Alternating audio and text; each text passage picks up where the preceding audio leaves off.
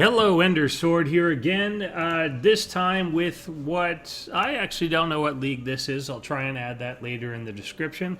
But someone did post this up on the TeamLiquid.net strategy forums. They didn't mention what league they were in, and I actually didn't check. Just by the actual play itself, I'm guessing it's maybe silver, gold, something like that. I'm going to go with gold on it. We're going to be looking at Gikimish, who is the one that did post this up, looking for what he can do to improve his play. Hasn't been playing since the beginning. I think he said he's been playing about 5 or 6 months. And his opponent is going to be Nensura. Both of these people basically sound like they are Pokemon from about the 5th generation, say black or white, something like that. And whatever, they're both vaguely Japanese. Anyway. So we're basically going to be looking at 3 key things during this game. We're obviously on Tal'Darim Ultra, which is a very big macro map sort of thing. So the things that we're going to be looking at are, number 1, never get too high with your own supply. That is, of course, one of the 10 crack commandments, but it's also going to be one of the things that we look at in this game. Very often people that are chronically supply blocked will often overreact when they get supply blocked. They'll try and build too many pylon supply depots, overlords all at the same time. Zergs are very notorious for this in particular because it's so easy to just make a bunch of overlords. You just make 8 at a time or something like that, and you feel like you're going to clear up a lot of supply. But remember that those things are actually expensive, and especially in the early game, you can't afford to actually do that. Try and work them in a little more with your build order to make sure that you're building them in a more logical way and that you're not just spamming them out at one time and leaving yourself vulnerable at a particular point in time. Second thing that we're going to look at is the idea of scouting and destroying. Just make sure that you know what your opponent is doing. Very often, particularly in the cases of a Protoss player that is clearly going to be doing a fast expand, they're going to be very limited in what their tech path is. It's going to be very clear from what they're doing what they're planning to do from it. So you're going to see key buildings there. If you see a Twilight Council, it's probably going to either be Blink Stalkers or maybe DTs, most likely Blink Stalkers. If you see a Robo going down, that's a huge indicator. If you see a Stargate going down, that's a huge indicator. The Protoss tech path is very much split into those 3 different directions, and it tells you a lot about the timing that they're going to take and the type of thing that you have to build as a Zerg player. The Protoss is actually very easy to scout. There's not a lot that they have very early on to prevent your scouting from actually occurring. Your overlord can kind of scout through the entire base. They can see exactly when things are going to go down. You notice even about 4 minutes, 40 seconds in, hasn't even started a cyber core. There's nothing he has that can actually go after one of these overlords. So just make sure that you've got one in place, get a second towards that area to continue scouting onwards after that in case you need to take another run in. Don't leave yourself blind to them. It's very easy to scout a Protoss that is doing one of these forwards fast expands, so definitely take advantage of that. They're trying to take an economic advantage. Make sure that you've nailed them down to what tech path they're actually trying to go. Third thing that we're going to try and take a look at, this will come up more towards the end of the game, is that a little micro can go a long way. We're not looking at, particularly in this level, bronze, silver, gold is mostly what I cover. We're not looking for a lot of micro ability, but there's times that you can actually hurt yourself with some of the micro that you're trying to do. And in this case, particularly towards the end of the game, we're going to see situations where actually just going 1A and attack moving is actually better than what Gikimish was trying to do. And we'll take a look at that occurring. So just try and set your battle up in the right way, and then you can divert your attention away. So don't try and micro too much to the point that it actually becomes a detriment to you, because it's just going to leave you behind. Also, don't do this. You know, it's fine to scout through the area, but don't let your overlord actually die to one of these cannons. That was a little too close for comfort. Just make sure that you're aware of where that is. Obviously, it didn't actually die, so not that huge a mistake. But when he's pulling that out, it's a good idea to kind of come back into this type of area, because this is where we're really going to see that the tech path is occurring. He did have some Zerglings out onto the map. We've got another queen down here not really defending, and with 2 zealot pressure coming in, this shouldn't be doing almost anything at all against 2 queens, but it actually does end up picking off one of the queens, does end up picking off a couple of the drones here, and that ends up being very cost efficient for the Protoss player. They really shouldn't be able to do any damage with that at all. When you've got a few Lings out onto the map, when you've got 2 queens going down, that's just halting some of his production a bit. He wants to have 3 queens at this point, but he ends up having to build another one down for this 3rd base. We can see that he's not connecting everything with creep at the moment.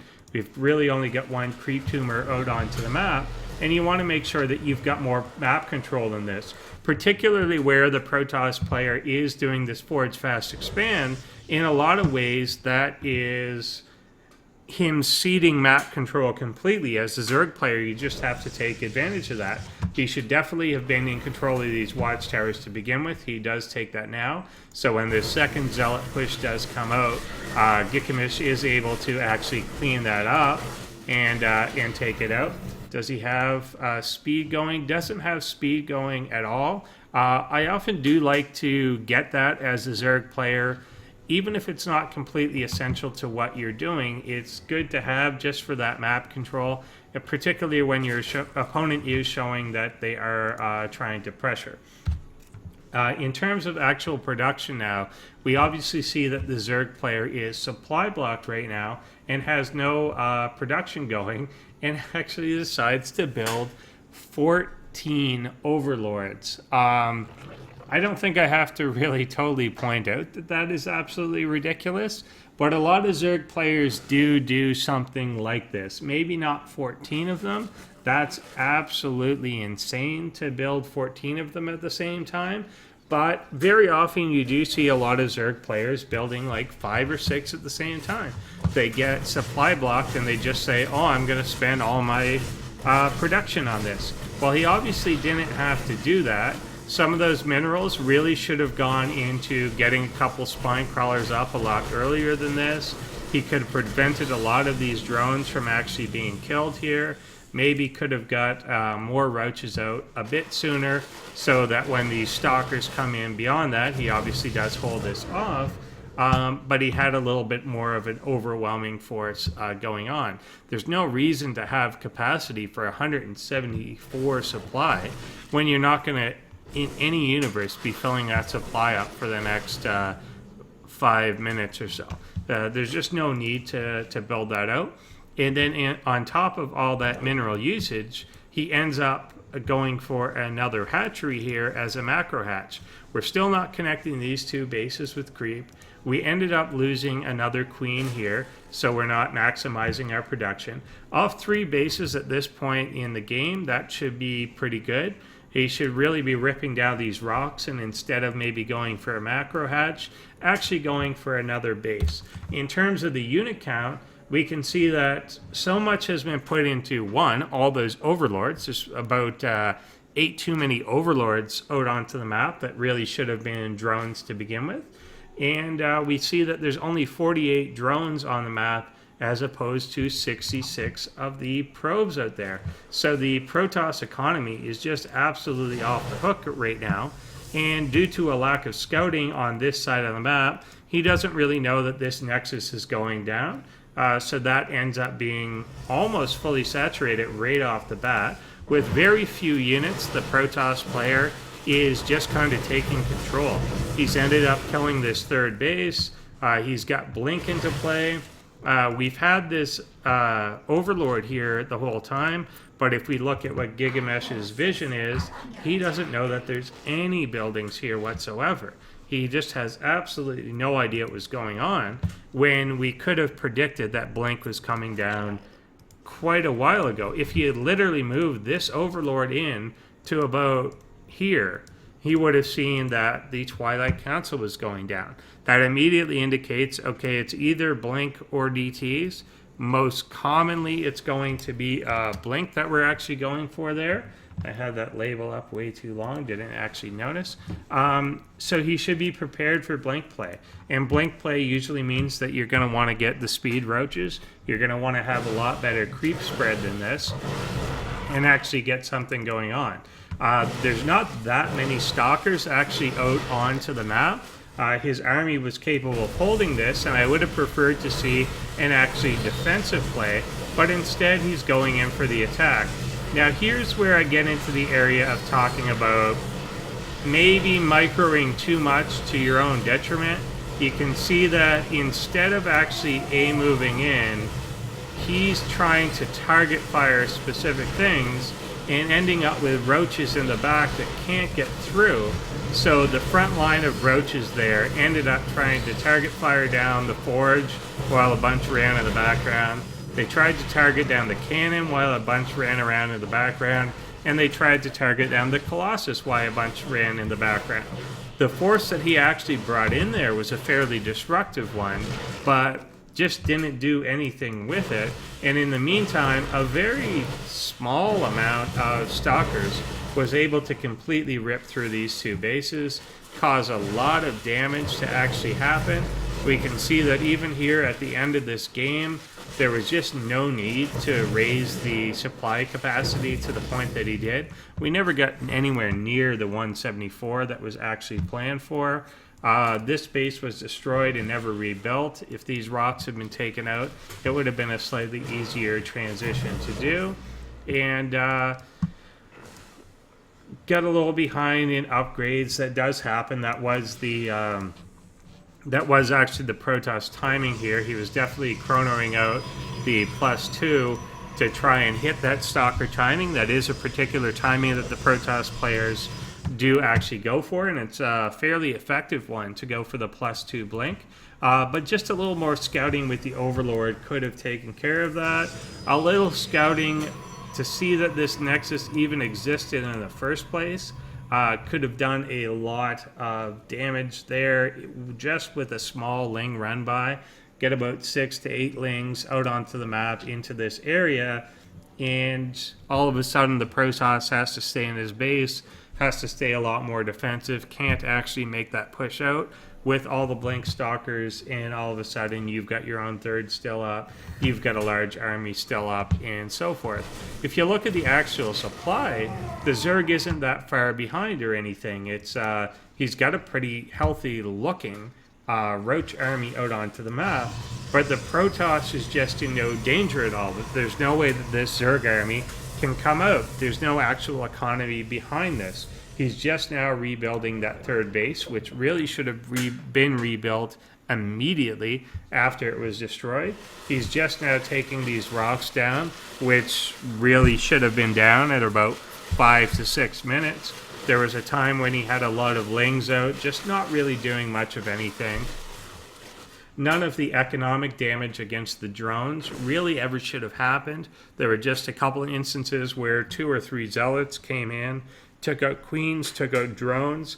None of that damage should have been allowed and could have been completely prevented with 1 spine crawler going down.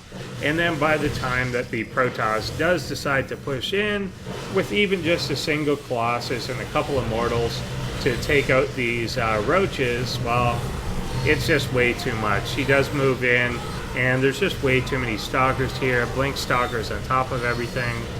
Again, kind of target firing down a little bit to his own detriment, but doesn't matter at this point. That army was just way too overwhelming anyway, so it wasn't going to make a bit of difference at that point. Just not the best game macro-wise, and not the best way to actually take care of what the Protoss player is doing. Just kept no eye on what was actually going on, wasn't really prepared for anything that was going to happen, and just kind of default went to Roach. It turns out that Roach was actually a reasonable answer to this. You do want a strong Roach base, but if he was able to see that Blink Stalkers was the thing that was coming out, he should have focused a little more on getting creep spread to connect the few bases. So instead of actually spreading out in this direction, you definitely wanted to make it a priority to connect to this base.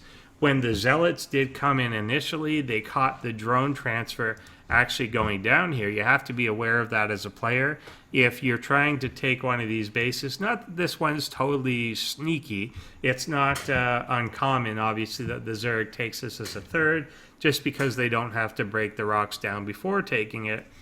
But if you know that the Zealots have actually seen your drones transfer down there, you have to know that that's a vulnerable location and get creep starting to go from one area to the other so that you can actually respond with that. He had an army in place that was capable of taking out the Blink Stalkers that ultimately killed that base, but wasn't able to get there in time, and it was gone, and then they just blinked away, and there's nothing really you can do about that. If he was able to respond a little quicker, maybe could have saved that. Things of that nature. Obviously, if he knew that the Blink Stalkers was the thing coming out, he could switch a little more strongly to the Zerglings, and make sure that you have that speed out there so that you can get surrounds on the Blink Stalkers after they've actually blinked back, supported by the roaches, just kind of trap them in and mitigate some of that avoidance they can do with the blinking by getting both speed on your lings and speed on your roaches. So overall there, he just kind of got washed out and didn't notice that these two bases were going up. You want to have some vision over the map. That's the biggest thing that you have to remember as a Zerg player when the Protoss is doing a Forge Fast Expand, is they are absolutely ceding control of the map. And you have to take advantage of that every time. You have to make sure that you know exactly when anything is leaving this front line. You can't be surprised over here when two Zealots come up. They have to pass this watchtower. They have to pass this choke that you should always have a ling in. They have to go through so many areas that tip you off that they're moving out onto the map, and you should always keep an eye on what's actually going on in the front line. Are they inadequately defending it? There was a long time that the Protoss, every unit they made, they were just moving across the map. It was completely inadequately defended. He didn't even bother to wall off. Not only is it not walled off, it's not even one Zealot blocked. This is two Zealots wide. There's no reason that a lot of Lings couldn't have completely got in there, destroyed one cannon that was in the way when there was no warp gate technology done, when there weren't enough gateways on the map, and so on. So you just got to be aware of what the Protoss player is doing, take advantage of that, and keep them under check, control what they're doing. Force them to take a sneakier route and going into air or something. If they can do this and you give them the map control, they can go completely into this conventional army, which is just all gateways backed up with Colossus. And if you're not air, and if you have not put pressure back on them and controlled their economy, well, they're going to win because you've just ceded that control to them. By them taking that, they have to be passive very early. If you don't take advantage of that passiveness, then you can certainly consider the game lost, because obviously you're not going to win as a Zerg player that's literally 2 bases against 4. So that's something to look at, and good luck in the future, and I hope that that is helpful. Thanks for watching.